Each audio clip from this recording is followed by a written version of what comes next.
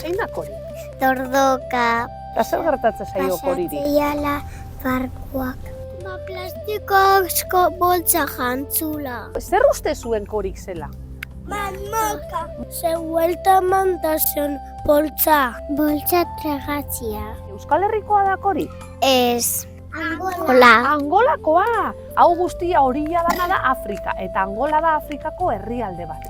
Eta etorri da Euskal Herriraino. Geoparkea eta flixa ezaguna egiten zaizue? bai. Badago flixean, Zumaian oso ezaguna den animali bat. Olagarrua. Olagarrua. Eske asko harrapatzen dituzte eta guain ez diaz gelditzen. Ia, ezer. Pixkat galtzeko arriskuan dago, kori bezala.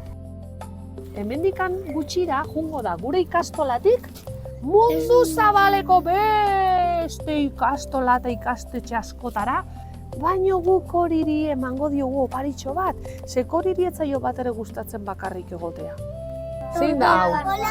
Gure olagarroarekin eta horrela mundu zabalean kontatuko dute korik eta gure olagarroak behaien historia.